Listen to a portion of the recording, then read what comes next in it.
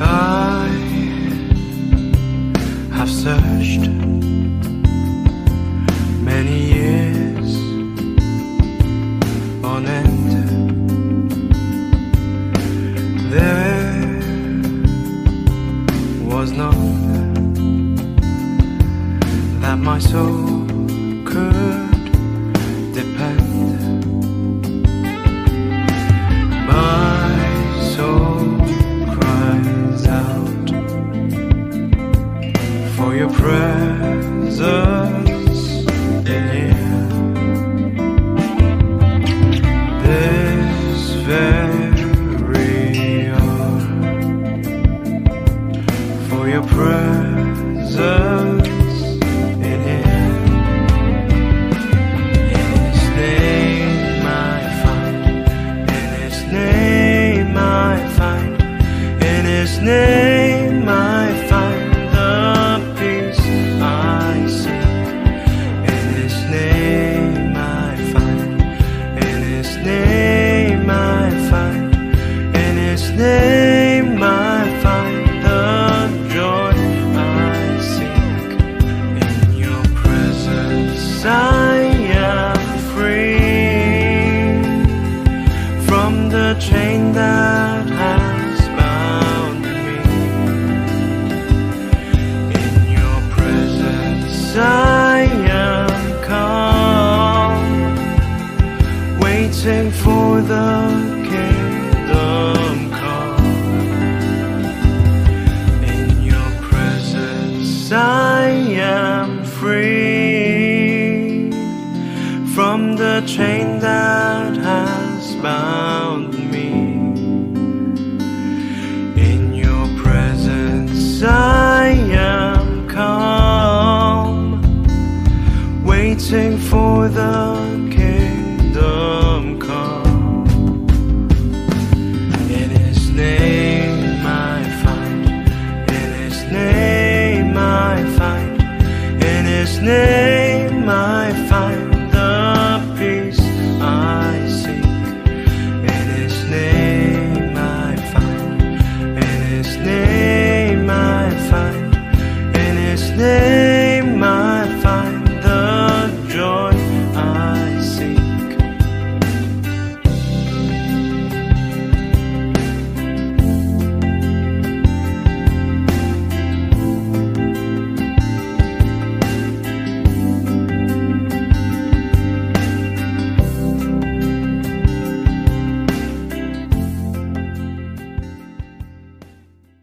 Praise God! Sabi mo nga, purihin ang Panginoon! Pwede ko mo bang anyayahan na ang bawat isa na tumayo sa oras na ito? At sama-sama po tayo na manalangin. Alam ko po, ang bawat isa ay naparito upang papurihan ang ating Panginoon. Amen po ba? Kahit ano man yung nararanasan natin ngayon, we have decided today to come here para magbigay ng kapurihan sa ating Panginoon. Tama mo ba? Amen. So let's pray. Hallelujah. Thank you, Lord Jesus. We praise you, O Lord. Pinapapurihan ka namin. Minsan pa sinasamba ka namin. At patuloy na pinapasalamatan sa iyong kabutihan, sa iyong katapatan sa aming buhay. Salamat sa panibagong umaga, O Lord, na pinagkatiwala mo muli at binigay sa amin to once again, Lord God, experience the beauty of your creation, the wonders of your love, Lord God. Salamat, Panginoon, sa panibagong buhay na patuloy mo na pinaparanas sa amin. Panibagong araw na mararanasan namin ang iyong kabutihan, ang iyong pag-ibig, Panginoon, na nagmumula sa iyo. Oh, continue, Panginoon, to be with us, Lord God. At sa oras na ito, we continue to invite your presence, O Holy Spirit, to fill this place with your presence, O Lord. Oh, Holy Spirit, we welcome you. Holy Spirit, come. Holy Spirit, where there's your presence, Lord God, tunay nandun ang kagalakan. kapayapaan, ang dumadaloy, Panginoon, na kagalingan, at ang awa, habag, at pag-ibig mo na palaging sariwa sa umaga. Hallelujah. Thank you, Lord. Walang ibang mapapurihan, walang ibang maranasan, O Diyos, at walang ibang mapasalamatan sa oras na ito, kundi ang iyong pangalan lamang, Jesus Christ. And Lord, as we continue, Panginoon, to praise you sa mga awitin na aming aawitin sa umagang ito, makita mo ang puso ng bawat isa na ikaw lamang ang itinataas. Ikaw lamang ang inaawitan. Ikaw lamang ang pinapapurihan at sinasamba. Once again, ikaw lamang ang pinapasalamatan, O Diyos. To you alone, Lord Jesus, we will offer the songs of praise, Lord God. Hallelujah. And we will bless your name, Jesus. We will bless your name. Lord, walang limit sa'yo. Batid mo ang lahat, Panginoon. Sitwasyon ng iyong mga anak sa umagang ito, sa oras na ito, Lord God. But we will still continue to raise a hallelujah in your name, Jesus. Hallelujah, Jesus. Hallelujah. Praise.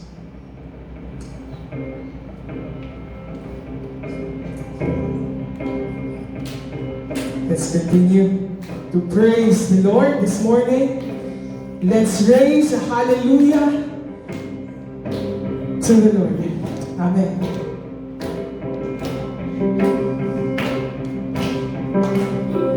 I'll raise a hallelujah in the presence of my enemies. I'll raise a hallelujah louder than the unbelief. I'll raise a hallelujah. My weapon is a melody.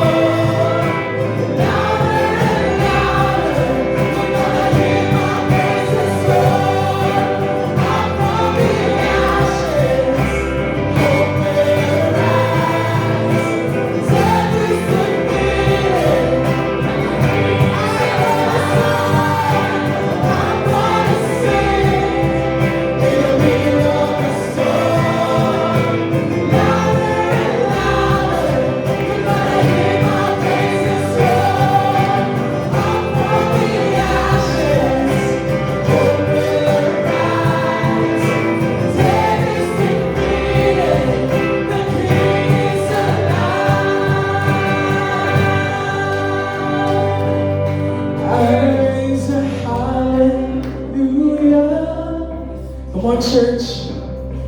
I'll raise a hallelujah. I'll raise a hallelujah. I'll raise a hallelujah. Yes, oh Lord, we will continue to raise a hallelujah. That is true to your name, my Lord Jesus. Hallelujah, hallelujah. Tunay Panginoon, sa aming pagpupuri at pagpupuri lamang sa'yo.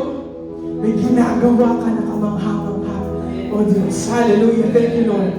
Sabi mo dito sa Awit chapter 100. Let me read now. 1 to 5. Sabi mo dito, shout for joy to the Lord, all the earth. Sino po ang nasa earth? Tayo yun. So we will shout for joy to the Lord. Worship the Lord with gladness. Hindi naman dyan. Hindi lang dapat yung gladness na nakikita sa labi, but yung puso natin ay galak na galak sa Panginoon. Amen? Sabi ba dito, come before Him with joyful songs. Amen? Kung alam mo nga mo, ang handa na magpuri at umawit sa Panginoon. Hallelujah!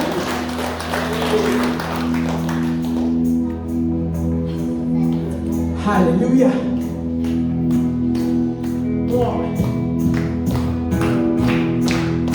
Sige po, putak po tayo sa Panginoon. And we will sing, sing, sing to the Lord. Sing, sing, sing, and make music with the heavens. We will sing, sing, sing. Grateful that you hear us when we shout your praise. Lift high the name of Jesus.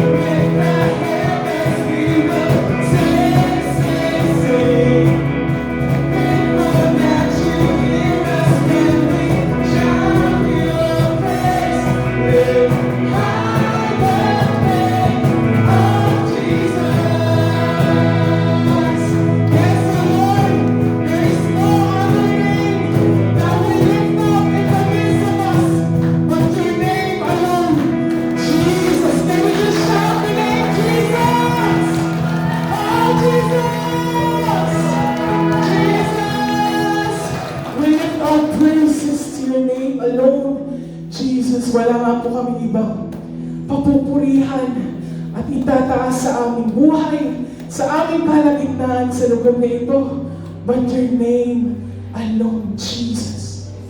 For your name is great, for your name is wonderful and beautiful, Lord God, and worthy of praise.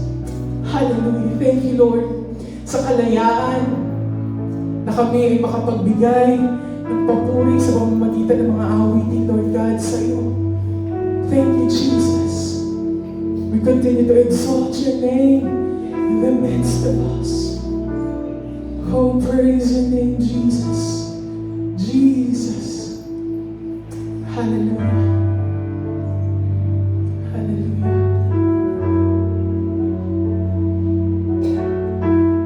Manatili tayo sa Espiritu ng pagpupuri sa ating Panginoon sa umagang ito.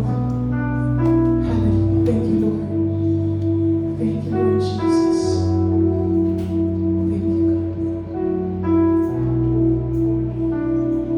Let's sing. The name of Jesus is greater. The name of Jesus is stronger. The name of Jesus is higher above all things.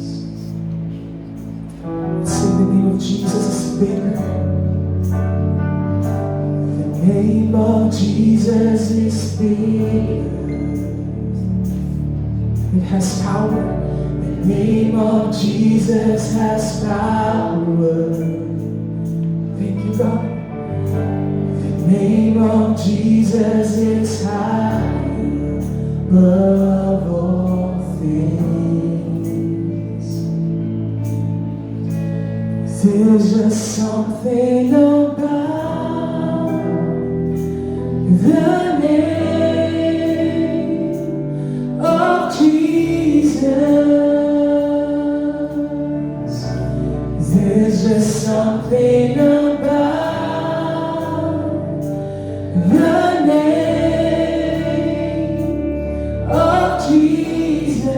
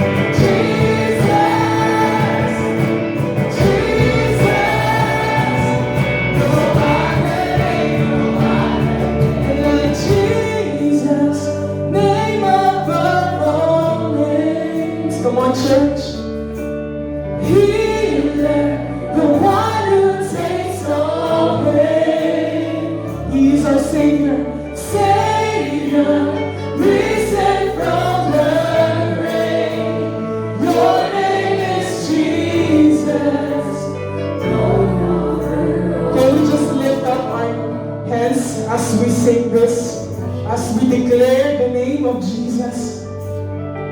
In the name of Jesus, there is power. There is healing.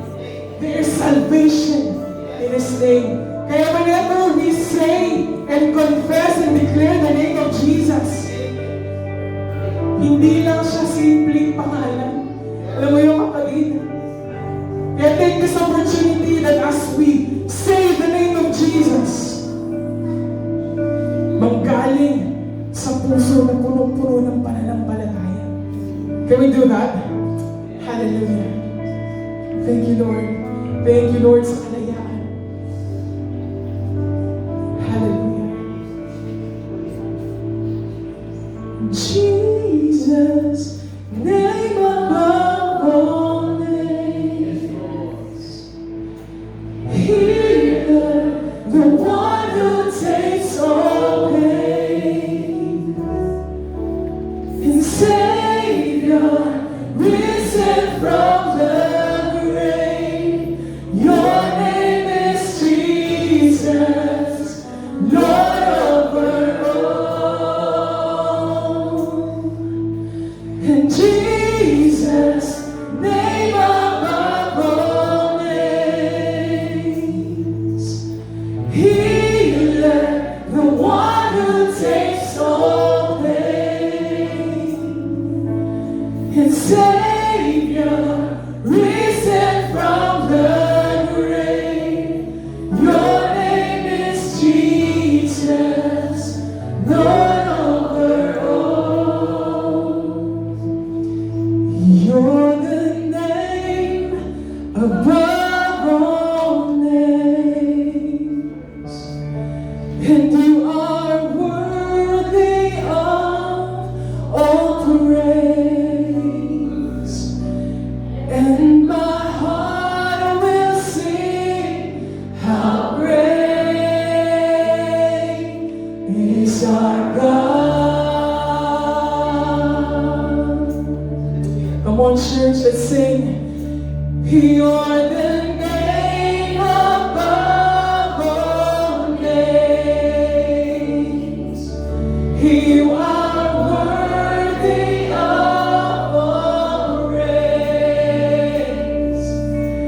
And my heart will sing, how great is our God. Come on, church, sing the name above all names. You're the name above all names. You are worthy of all praise. And my heart will sing, how great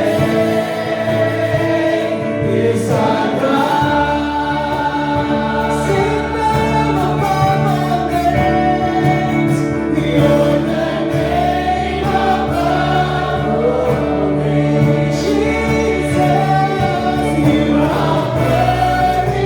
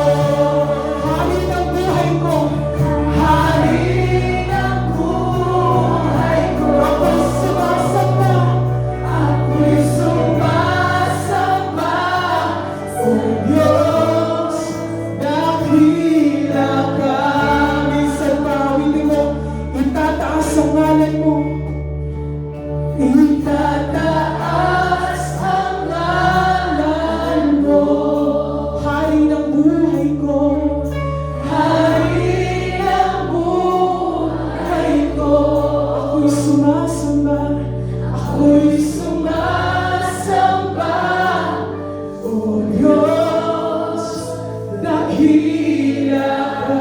Minsan pa, sa huling pagkakataon, itaas mo ang pangalan ni Jesus. Itataas ang ngalan mo, Panginoong Jesus.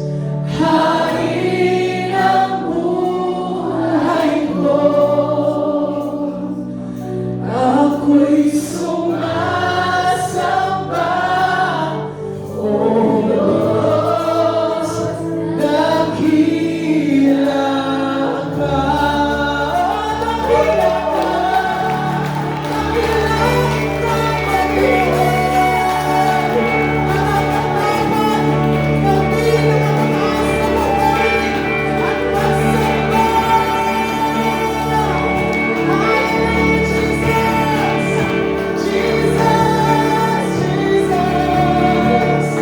salamat, O Diyos, minsan pa sa kalayaan, O Diyos, na mapapurihan ka.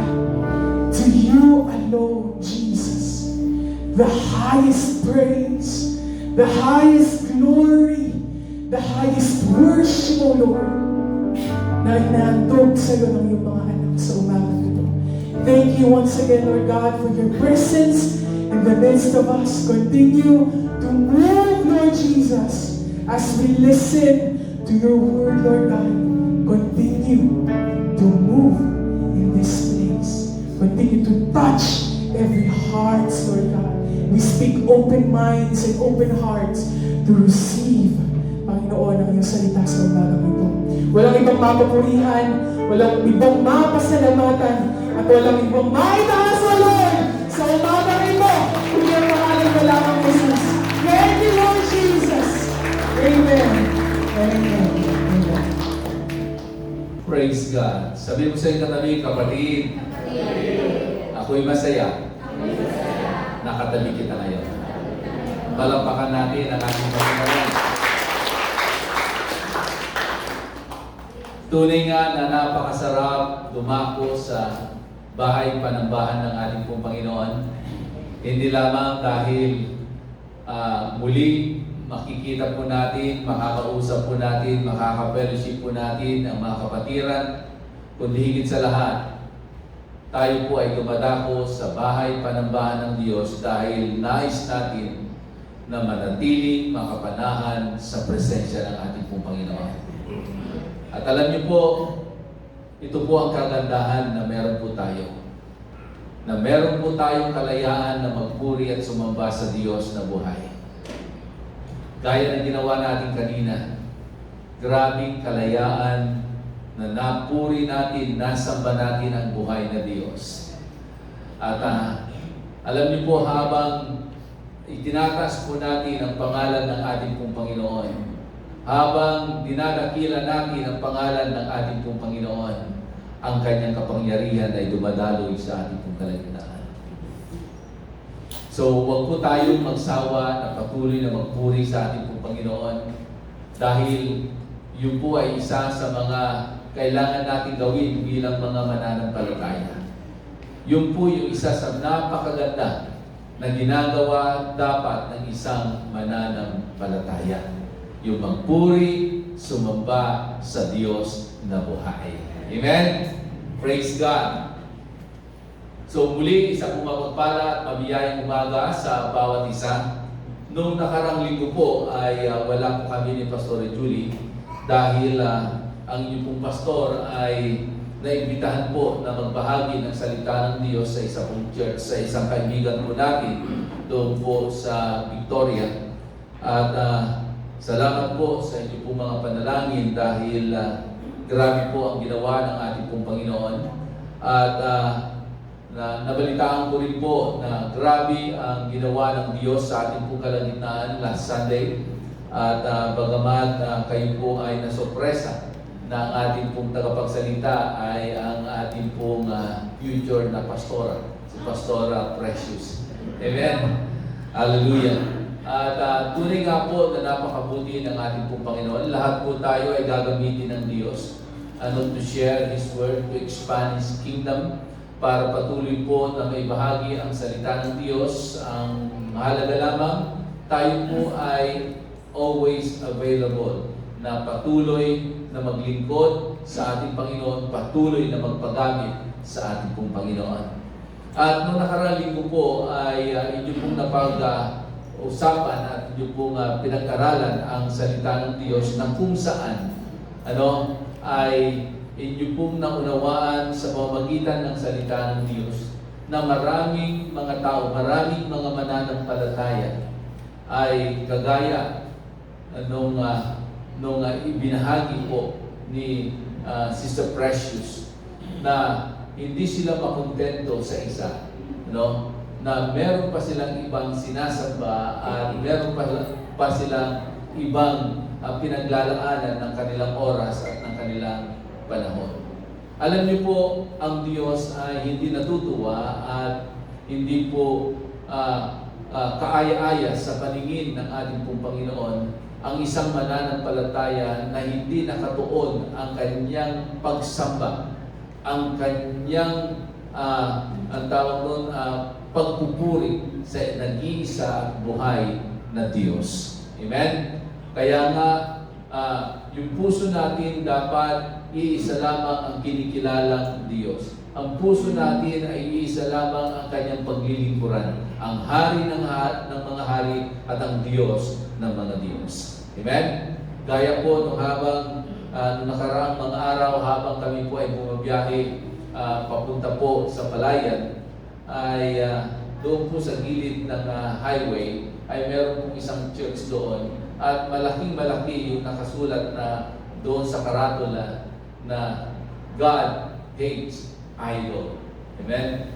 At alam niyo po, hindi po natin napapansin na sa buhay po natin ay meron na po tayong mga idols sa ating pong mga buhay na minsan nagiging kaaway ng ating pong Panginoon sa ating pong mga buhay.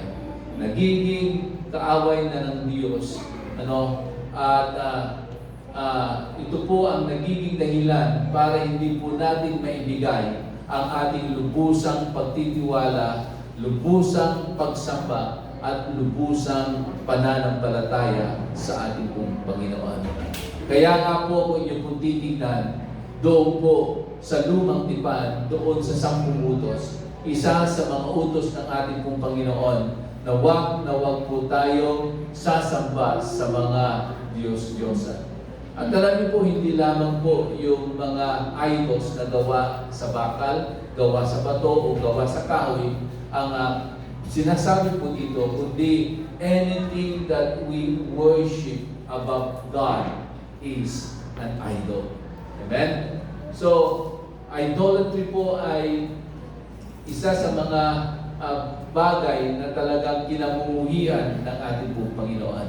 Kaya nga, nawa sa inyo kung napakinggan na salita ng ating pong Panginoon last Sunday, ay iisa lamang yung tinitibok ng puso po natin.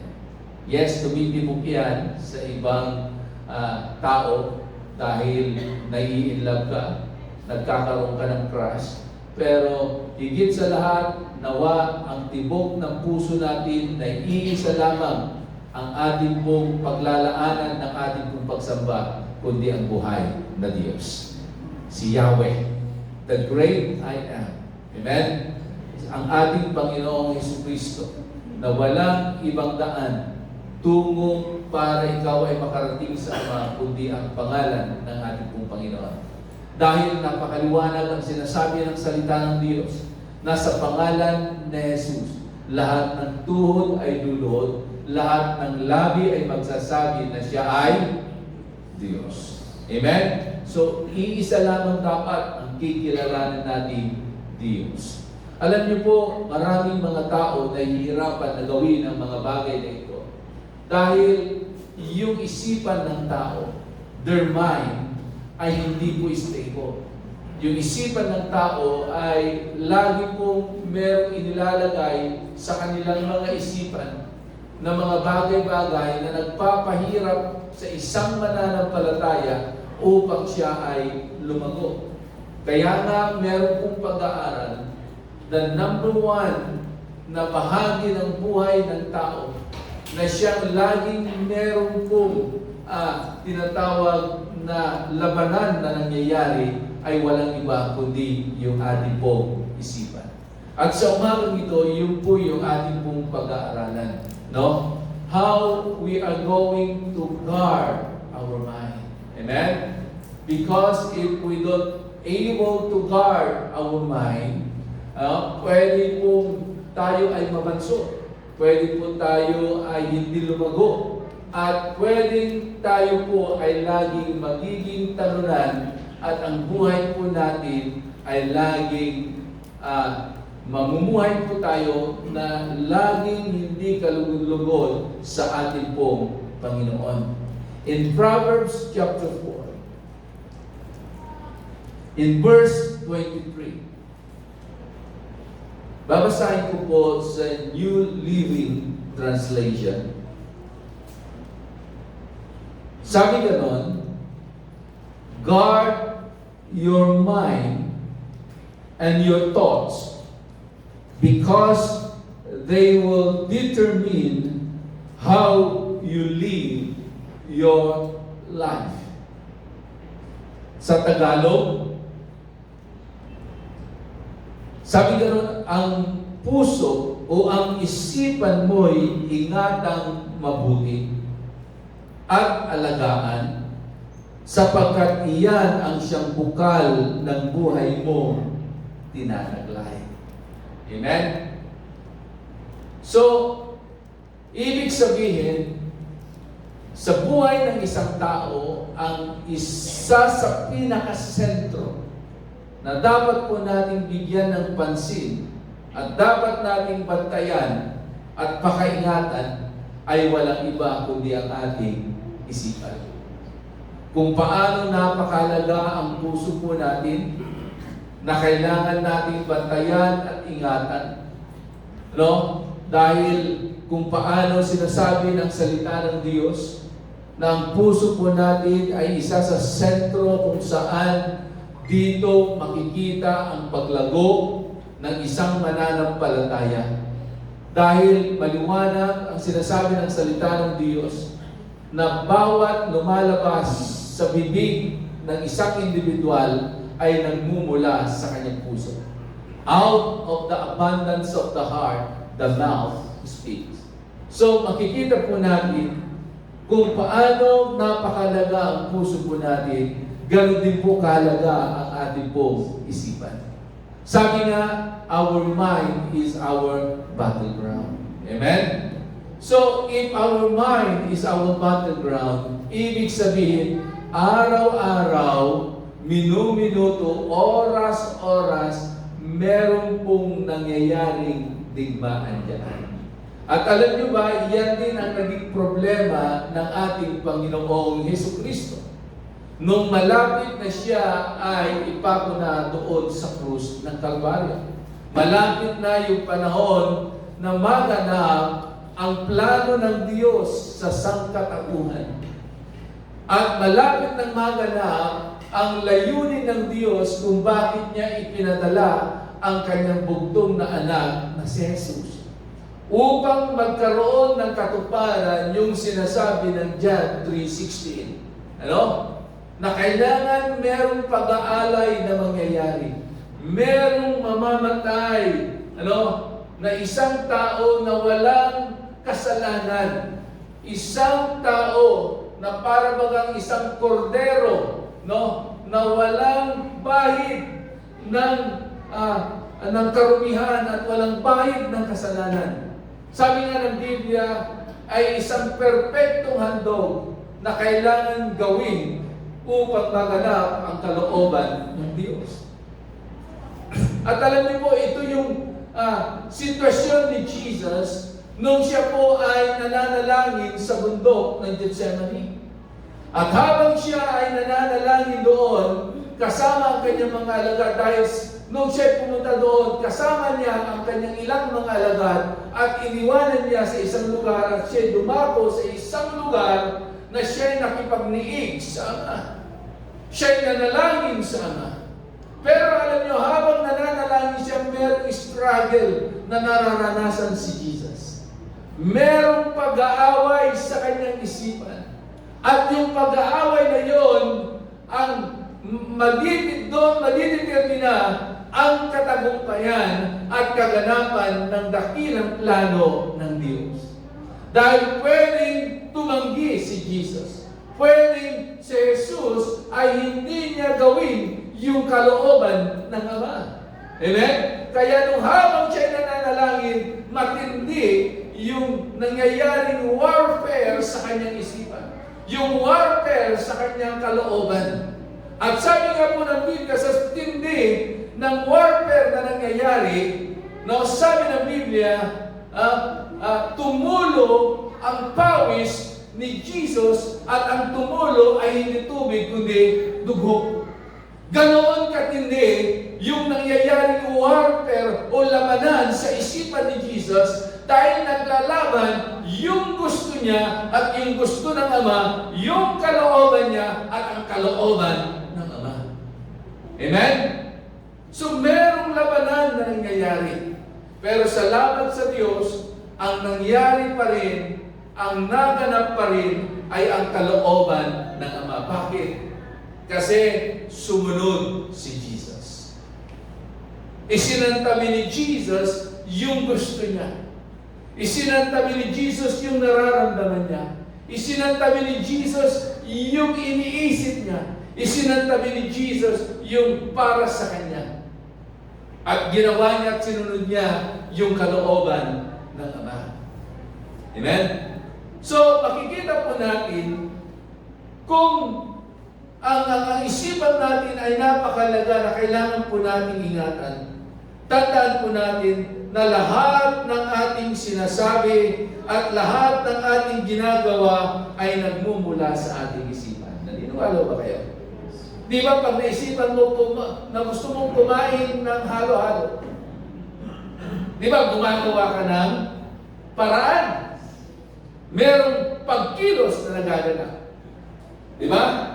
Pag naisipan mong magpahinga, anong ginagawa mo? Nagtatrabaho ka ba? Ginagawa mo bang busy ang sarili mo? Hindi. Anong una mong gagawin? Pupunta ka sa loob ng iyong silid at ikaw ay mahiga at ikaw ay magpapahinga at ikaw ay matutulog. Pag gusto mong kumain, anong gagawin mo? Either ikaw ay bibili o ikaw ay magluluto para meron kang makain. Dahil naisipan mo kumain. So anything na atin pong ginagawa at sinasabi, ito'y nagmumula sa ating pong isipan. Meron pong isang katotohanan, at ito po yung katotohanan ito.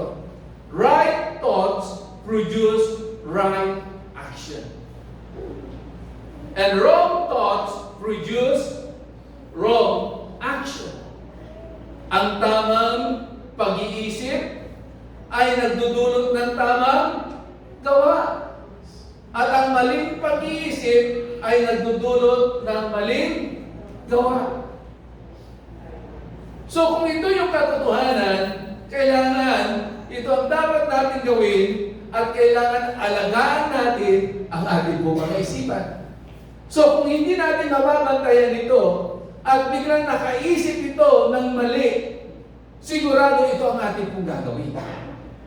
Pero pag ito ay nakaisip ng tama at mabuti at maayos, ito rin ang gagawin niya. Amen po ba? So kaya si Haring Solomon, sa tindi ng kanyang talino, wisdom na ibinigay ng ating Panginoon, sa dami ng kanyang pinagdaanan, sa dami ng nangyari sa kanyang buhay, sa dami ng kanyang mga maling desisyon na ginawa, at maraming nangyari hindi maganda sa kanyang buhay, napagtanto niya na kailangan pala ng isang tao na bantayan niya ang kanyang isipan. Diba si Solomon, sabi ng Biblia, siguro wala na, siguro papantay pa sa kanya in terms of wisdom, in terms of karunungan. At wala rin papatay sa kanya sa dami ng kanyang asawa at sa dami ng kanyang kapit. Amen? Kahit siguro sa kayamanan, nung siya ay naging hari ng bayan ng Israel, grabe ang kayamanan na meron po siya. Pero meron siyang problema na yun ang nagbigay sa kanya ng malaking aral na kanya rin dapat ituro sa mga tao. Dahil sa kanya, yung hindi niya nabantayan yung kanyang isipan ay nagdulot sa kanya upang siya ay mapahamak. Upang dumami ng dumami ang kanyang asawa. Yan po ba? Siguro, tuwing nakakita siya ng magandang babae na kahit mali ang paniniwala at taliwas ang paniniwala ng babae yun sa kanyang paniniwala. Dahil iba't ibang tribo, iba't ibang lahi ang naging asawa ni Solomon.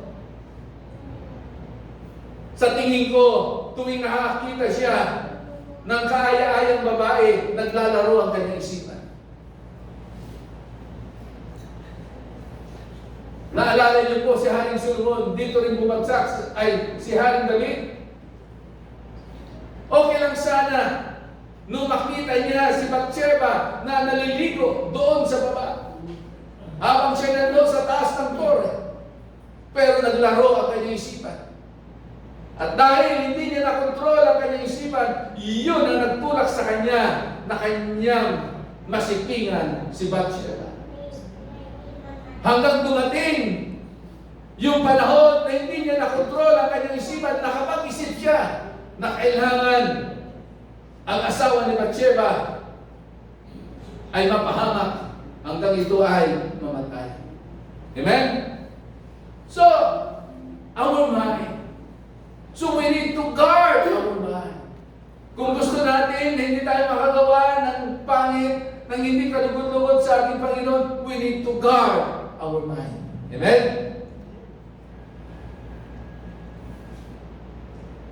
In Proverbs chapter 4, beginning verse 24 to 27,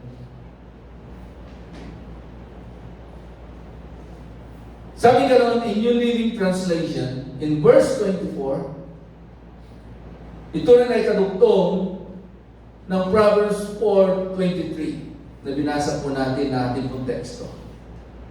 Sabi ganoon, avoid all perverse talk. Stay away from corrupt speech. In verse 25, look straight ahead and fix your eyes on what lies before you. In 26, mark out a straight path for your feet. Stay on the straight path. Don't get sidetracked. Keep your feet from following evil. Sa Tagalog, in verse 24, ilayo mo ang iyong bibig, ang salitang mahahalay. Ilayo ang labi sa kasinungalingan. 25, palaging sa hinaharap ang pukol ng iyong tanaw. Ituon ang iyong pansin sa iyong patutunguhan. 26, siyasatin mong mabuti ang landas na lalakaran, sa gayon ang lakad mo ay laging matiwasay. Huwag kang liliko sa kaliwa o sa kanan, humakbang ng papalayo sa lahat ng kasamaan. Meron pong ilang hakbang na kailangan po nating makita dito po sa talatang ito.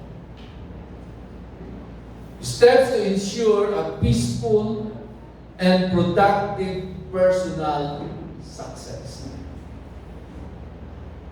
Kanina, una na sinabi ni Haring Solomon, to be able for us to ensure a peaceful and productive personal success, we need to guard our mind. Amen? Bantayan daw natin ang ating mga isipan. And then pangalawa na hakbang na dapat po natin gawin to be able for us to have a peaceful and productive personal success, dapat i-apply po natin yung salitang avoid or iwasan.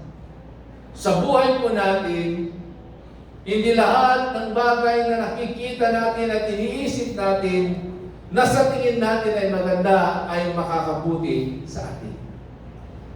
May mga bagay-bagay na kailangan din nating iwasan that we need to avoid na magawa po natin. Lalo-lalo na kung ito'y naging habit po na natin. Lalo-lalo na kung ito'y lagi na natin ginagawa. Amen? Anong sabi po ni Haring Solomon in verse 24? Avoid all perverse talk. Stay away from corrupt speech. Iwasan daw natin ang pagsasalita ng hindi magagandang mga pananalita.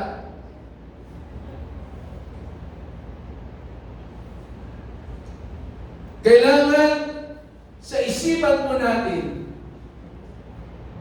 bawat salita na ating pong bibigkasin, dapat ito po ay hindi lamang nakakabuti sa atin at nakakabuti sa nakikinig, kundi higit sa lahat, ito po ay kaaya-aya at kalugod-lugod sa ating pong Panginoon.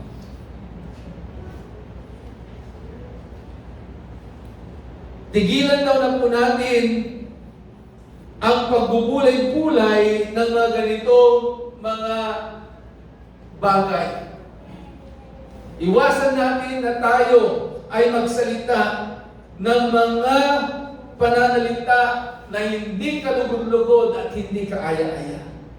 Bakit? Kasi hindi nyo ba napapansin? Pag hindi natin iniwasan ito, ang taong laging ganito ang pananalita, mabilis na maging irritable ang tao. Ang tao ay laging nagagalit. Ang tao ay laging naiinis. Amen? Gusto mo bang naiinis ka? Gusto mo bang ikaw ay nagagalit?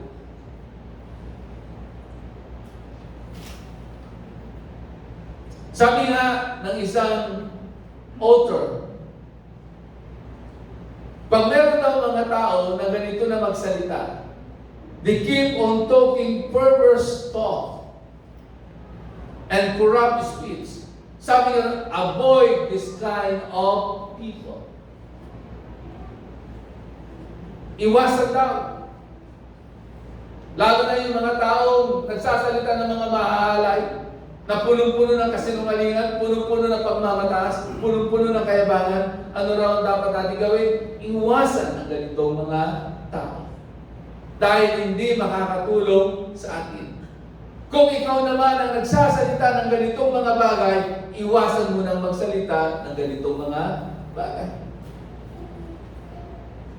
Sabi nga, don't even listen to them. Hindi lang iiwasan mo, bagamat huwag ka nang makikinig sa kanila. Avoid this kind of people. Don't listen to them. Why we need to avoid them and why we need not to listen to them? Because they will corrupt your mind. And then once it will corrupt our mind, it causes us to think negatively. Amen? Kaya nga nagiging negatibo na tayo, nagiging nega na tayo. Dahil yung mga pinapakinggan natin ay mga salitang hindi na nakakatulong at hindi na po nagiging productive sa bawat isa sa atin. At higit sa lahat, hindi na ito nakakatulong sa ating pong paglago bilang mga mananampalataya. So kanina, guard our mind. Pangalawa, we need to avoid perverse talk or corrupt speech. Pangalawa, we need to align ourselves. Align in what?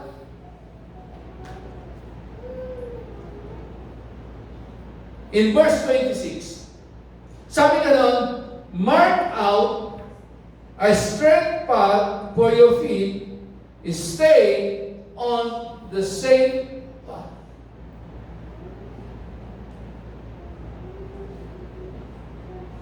I-align natin yung ating mga sarili, ihanay natin yung ating mga sarili, saan? Sa tamang landasin.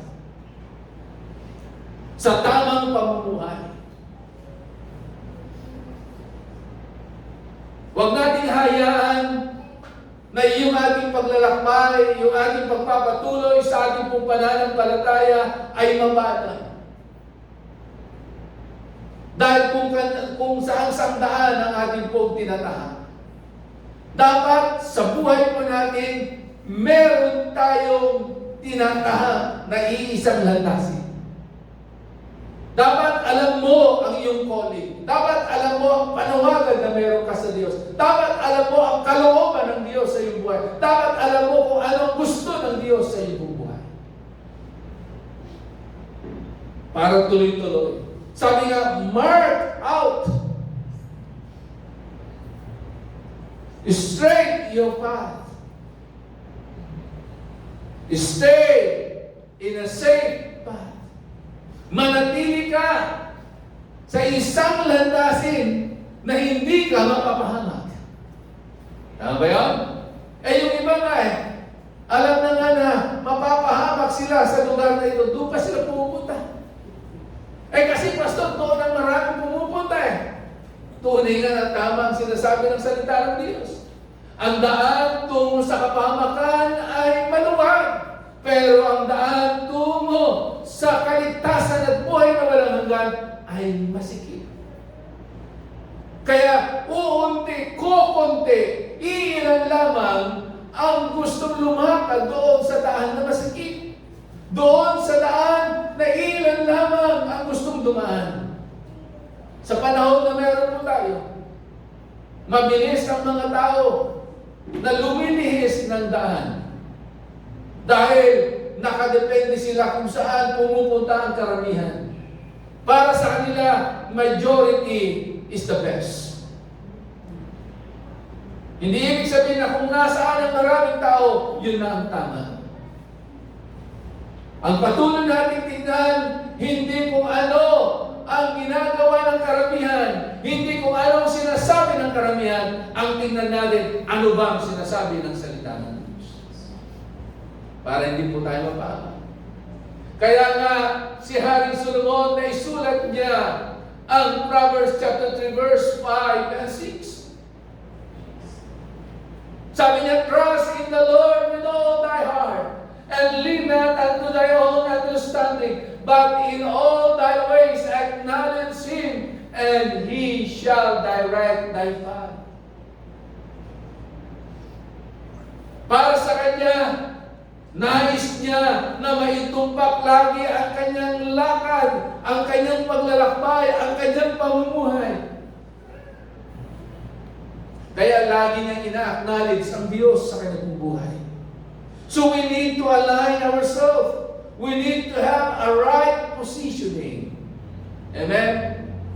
Sabihin mo sa iyong katabi, kapatid, you need to align yourself. You need to have a right positioning. Mahalaga po yun. Na dapat alam po natin iposisyon ang ating mga sarili. Alam natin kung saan natin ilalagay ang ating pong mga sarili. Bilang mga mananampalataya, mamuhay tayo na merong kabanalan at kalugod-lugod sa harapan ng ating pong Panginoon. Amen?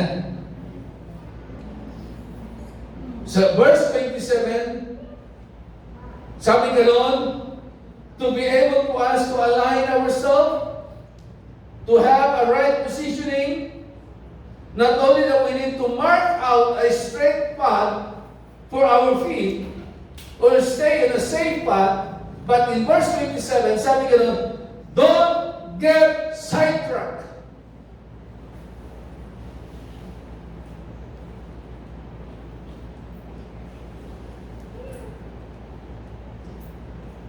Huwag kang liliko. keep your feet from following evil. Iwasan mo na gumawa ng mga bagay na masama. Huwag kang paladaya. Huwag kang pupunta sa kanan o sa kaliwa. Diretso lang. Pastor, ang hirap pag diretso Buti pa pag kunting baluktot, ayos lang. Mas madali. May katulong ka pa. Pero pag diretso, parang nag-iisa ka. Kapatid, di ba sa tingin mo, nag-iisa ka at nahihirapan kapag diretso ang nais mo. Pero nandun naman ang biyaya ng Panginoon at kasama mo ang ating Panginoon. At sigurado ang Diyos ay natutuwa at nalulugod sa iyo. Amen? So don't get sidetracked. Keep your feet from following evil. Ito'y kadugtong nung itinuro sa atin yung Precious na nakarang linggo. Na kailangan matuto po tayo na mabuhay na merong kabanalan sa ating Panginoon. Maging totoo tayo sa ating pong Panginoon. Kasi wala tayong maililingid sa ating Panginoon. Amen? Wala tayong maililingid. So we need to keep our mind aligned with the Lord's direction. And stay in His prescribed pathway. Alam niyo ba na merong itinurong tamang daan ng ating pong Panginoon? Merong itinurong tamang pamumuhay ang ating pong Panginoon. Amen? Hindi yung gusto nating pamumuhay. Hindi yung gusto nating diskarte. Kasi kung ayaw nating gawin yung prescribed na pathway at lifestyle ng ating Panginoon sa bawat isang mananampalataya na nagsuko ng buhay sa Kanya, kapatid, tumigil na tayo sa ating pong ginagawa. Kung ang gusto lamang natin gawin ay kung ano yung gusto mong buhay, kung anong gusto mong pamumuhay, kung anong gusto mong pag-uugali, kung anong gusto mong ginagawa, kahit na ito hindi na maganda sa paningin ng ating pong Panginoon. So to be able for us to align ourselves, we need to live a right life in the eyes of God.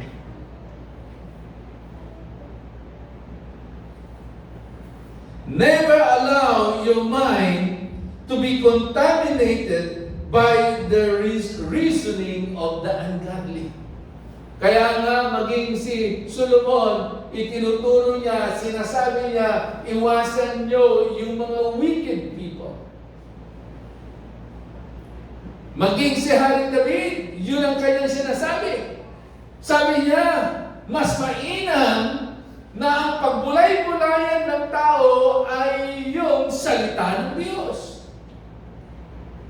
Yung panuntunan ng ating Panginoon. Psalms chapter 1, verse 1 and the following.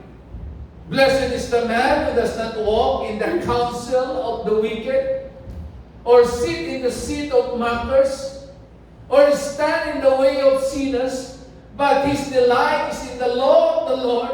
He meditates day and night, and he is like a tree planted by the streams of water. So ano raw? We need to reject the counsel of the wicked. Huwag nating pakikinggan. Huwag nating gagayahin, huwag nating susundin ang payo ng mga taong masasama. Kasi ang taong masama, walang magpapayong mabuti. Amen? Ang taong mayamang pag nagpayo yan, puro kayabangan. So kailangan, we need not to allow our mind to be contaminated by the reasoning of the ungodly or the wicked people. So anong gagawin mo natin? Meditate His Word. Punuin natin ang salita ng Diyos, pangako ng Diyos, ang ating pong mga isipan.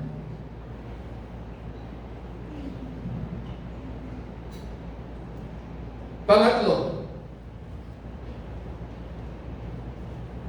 ay pang-apat pala. Una, guard your mind.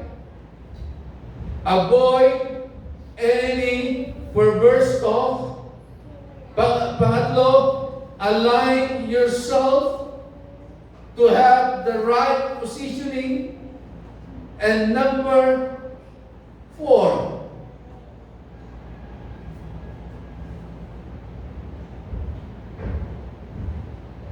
attain or kailangan natin makamit yung dakilang plano ng Diyos sa ating pong mga buhay. In verse 25, sabi ganon, look straight ahead and fix your eyes on what lies before you. Ito rin yung sinasabi ng Apostol Pablo. No? Nung siya'y tinawag ng ating Panginoon at merong mandato na ibinigay ang Diyos sa kanya.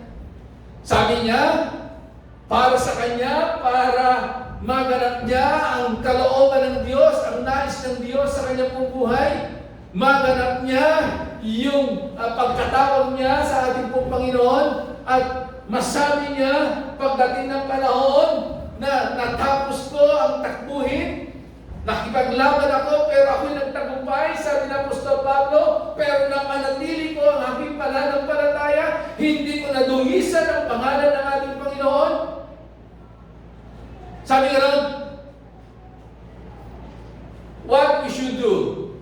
We need to fix our eyes from what lies before us.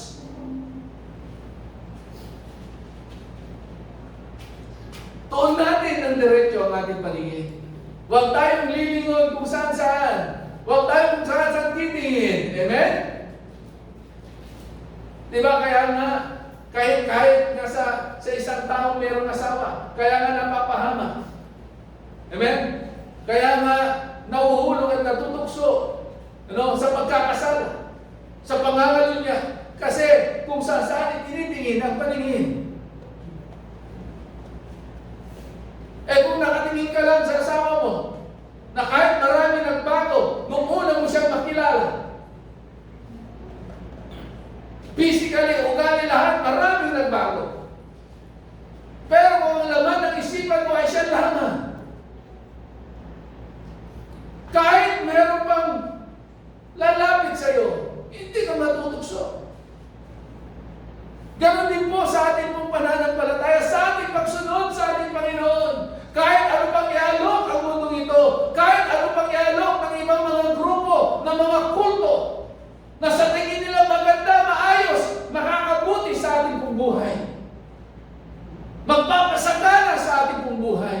Pero hindi tayo titingin doon, hindi natin itutuon ang ating paningin doon, kasi itutuon natin ang ating paningin diretso kanino kay Jesus.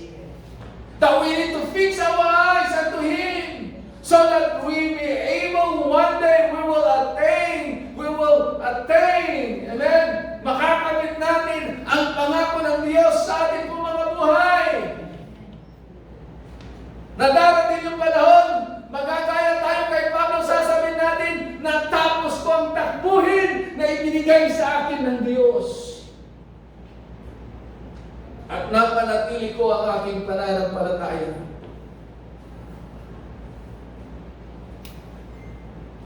Fix our eyes unto Him. Kung ano yung nandoon sa inaharap, hindi kung ano nasa kanan, kung ano nandoon sa kaliwa. Fix your eyes to Him, the author and the finisher of our faith. Amen? Kasi maaabot lamang natin, makakamit lamang natin yung goal natin sa buhay bilang mga mananampalataya, no? If we fix our thoughts unto Him alone. Amen? Dapat sa isipan po natin, hindi nawawala ang pangalan Jesus. Kahit sa kapapunta, kahit ano pang makita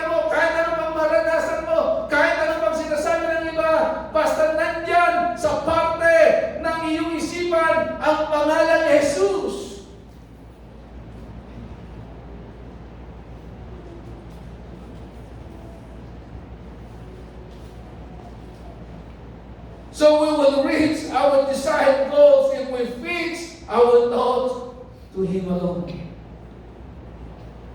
Kaya kahit na anong pagdaanan natin, ito man ay mahirap na mga sitwasyon, tandaan po natin, pag nakatuon ang ating isipan kay Jesus, yung mga sa tingin natin ay mahirap, magiging madali. Amen? Yung mga bagay at sitwasyon na sa tingin natin napaka-imposible, magiging posible. Amen? Bakit? Dahil nakatingin tayo kay Jesus. Sa awitin pa lamang, nasama-sama natin inawit kanina, no? Sa pangalan ni Jesus, may kagalingan. Sa pangalan ni Jesus, may kaligtasan. Sa pangalan ni Jesus, merong kalayaan. Sa pangalan ni Jesus, may kagalakan. Amen? Merong katagumpayan. Bilang konklusyon sa ating pong pag-aaral sa umagang ito, Romans chapter 12, verse 2. Sabi ni Apostol Pablo, sa mga mananampalataya sa Roma, na sobrang dami ang alok ng mundo. Alam nyo, isa sa pinakamahirap na lugar sa mga mananampalataya ay yung lugar ng Roma. Kasi ang lugar ng Roma ay isang lugar na kontaminado ng mga maling paniniwala, maling pananampalataya, at kontaminado ng pagsamba ng mga Diyos-Diyosan. Kaya nga sabi ng Apostol Pablo sa mga mananampalataya sa Roma, at itong salitang ito rin ay para sa atin sa umagang ito. Sabi nyo, do not conform to the pattern of this world, but be ye transformed by the renewing of your mind. Amen? By the renewing of your mind. Para ano raw? Why we need to have a renewed mind? Sabi ng Apostol, we need to have a renewed mind. Why? That you may be able to test and approve what God's will is, His good, pleasing, and perfect will. Amen? Kaya hindi natin nakikita, nauunawaan ang mabuti, ang maganda, ang kalooban ng Diyos sa buhay natin kasi hindi nabago ang ating kaisipan. Tinanggap nga natin si Kristo, nag-hallelujah, praise the Lord tayo, umatin tayo ng Bible study, umatin tayo ng prayer meeting, pero hindi na bago yung mind natin. Kaya ang buhay natin walang pagbabago. Tandaan po natin, sabi ng banal na kasulatan, ang sino mang nakipag-isa na kay Kristo ay bago na ng nilalang. Wala nang dating pagkatao sapagkat siya ay bago na. Amen? Kailangan, hindi lang natin talikdan yung mga mali, mga pangit sa ating isipan, kundi alisin po natin. Para tayo magtanggal ng damit. Sabi nga ng banal na kasulatan, hubarin natin ang ating lumang pagkatao. At isuot natin yung buhay na bigay ng ating Panginoon. So we need to have a renewed mind. Friends, this morning, kung paano inapil ni Pablo sa mga mananampalataya sa Roma that they need to offer themselves as a living sacrifice, holy and acceptable to Him. Amen? And do not conform any longer to the pattern of this world, but be ye transformed by the renewing of your mind. Kapatid, pag merong nangyaring pagbabago sa ating mga kaisipan, sa ating puso, kapatid, makikita mo yung buhay mo sa araw-araw merong nagaganap na maganda. Amen? Hindi po madali, pero naging nagiging madali ang lahat ng bagay sa isang desisyon na gagawin po natin. Ang tanong, are we willing that this morning we are willing once again to offer our mind unto Him and let God, through His power, through His anointing, will renew our mind. Amen? Tayo po tumayo at tayo po ay lumapit sa ating Panginoon. Hallelujah. Sige po, itaas po natin ang ating kamay sa ating pong Panginoon. Tayo lumapit sa Kanya. Pwede ba tayo umawit ng isang awitin sa Diyos? Hallelujah. At sa oras na ito, habang tayo ay lumalapit sa Diyos, ituon mo lamang ang iyong isipan sa Kanya. Yes, walang perpekto sa bawat isa sa atin. Maging si Solomon na sumulat dito, hindi rin siya perpekto. Marami siyang pagkakamali. Marami siyang nagawa ang mga kalikuan at hindi kalugod-lugod sa Diyos. Pero dumating siya sa punto ng kanyang buhay na kailangan niyang i-remind ang bawat individual na kailangan bantayan ang kanilang isipan. Kapatid ko, dito nagsisimula bumubukal ang buhay ng isang tao. Kailangan natin gawin. Kailangan natin ingatan.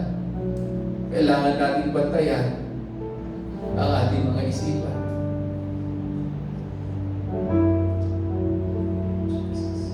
Hallelujah.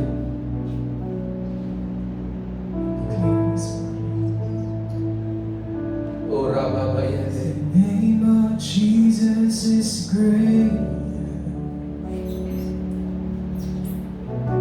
The name of Jesus is stronger. The name of Jesus is higher above all things. Open your mouth and declare that in the name of Jesus, The name of Jesus is bigger. ay merong kagalingan. The name of Jesus has power. Yes, you have power, Jesus. The name of Jesus is higher above all things. Habang inaawit natin ang awiting ito, There's just something about hayaan natin na lumaloy ang kapangyarihan ng Diyos sa ating pong kalagitnaan.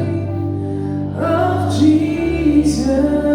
Meron ng ginagawang paglilinis ang Diyos sa ating mga There's just isipan. something about God is cleansing our mind. God is renewing our mind. Jesus. Hallelujah. Yes, continue to The name declare. of Jesus brings healing. The name of Jesus brings healing. Yes, Lord. Hallelujah. The name of Jesus brings freedom. Yes. Thank you for the The freedom, name Lord. of Jesus is higher above all things. The name of Jesus is victory. The name of Jesus is victory. Hallelujah. Yes.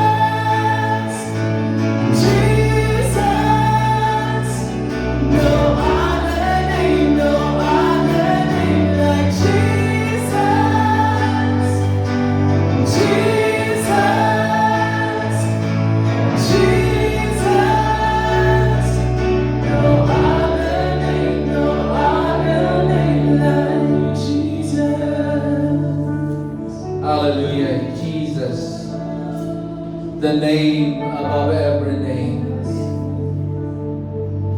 Salamat, Panginoon, dahil ang iyong pangalan ay higit sa lahat ng pangalan. Ang iyong pangalan ay makapangyarihan. Kaya sa oras na ito po, Pare God, minsan ba, hayaan mo na walang ibang pangalan na mailagay sa kaloob-looban ng aming isipan, kundi ang pangalan ni Jesus. At hayaan mo po, Panginoon, sa iyong kapangyarihan at sa iyong anointing, O Diyos, sa umaga nito.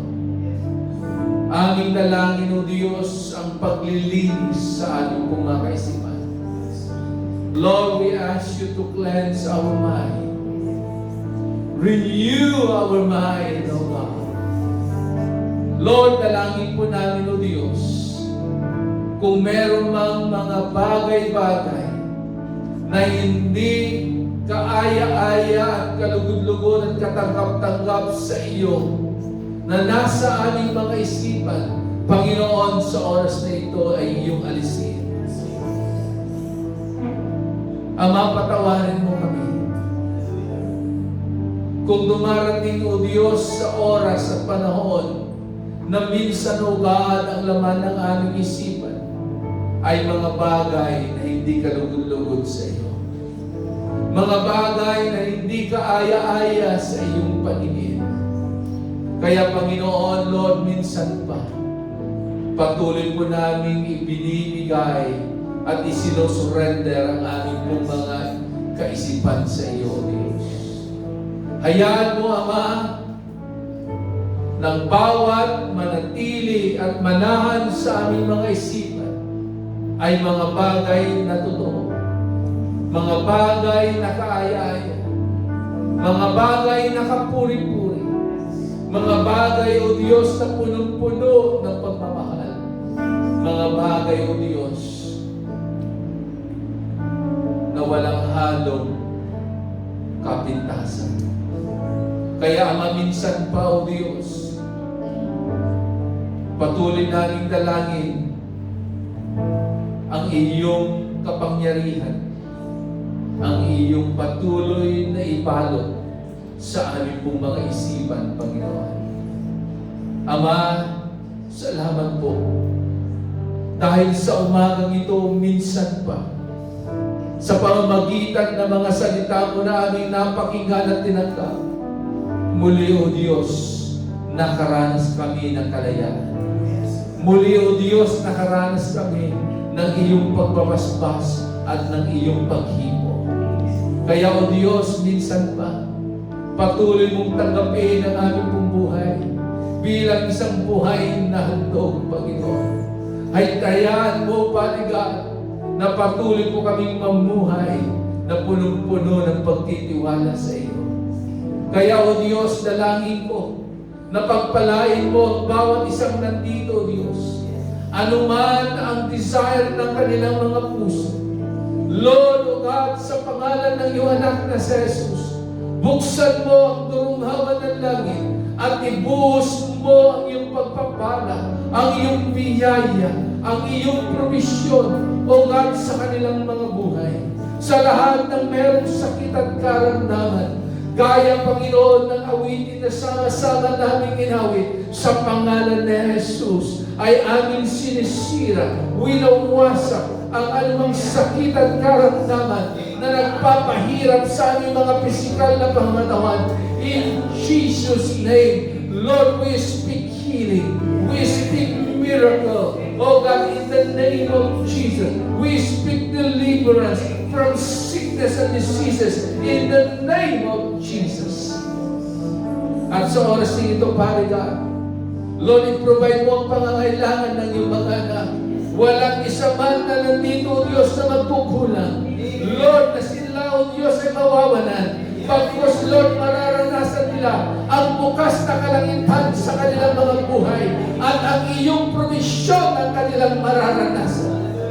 Lord, sa mga estudyante, Lord, na habang sila ay nakabakasyon, Lord, patagpuin mo ang mga estudyante ito. At dalangin din namin, Ama, na sa parating na pasukan, Lord, kayo mag-ingat sa mga estudyante ito. Kayo magbigay sa kanila ng katalinuhan, kasipagan, excitement, Lord, sa pag-aaral. In the name of Jesus. Salamat po. Ama, sa umagang ito po, Panginoon, kami ay lubos na nagagalak at natutuwa dahil muli ikaw ay nangusap sa bawat isa sa amin. Kaya, Panginoon, sa iyo namin ibinibigay ang lahat ng papuri, lahat ng pasasalamat, at lahat ng pagdakila at pagsamba sa pangalan lamang ng iyong anak na si Jesus. Lahat ng anak ng Diyos ay magsabi ng Amen. Amen. Hallelujah.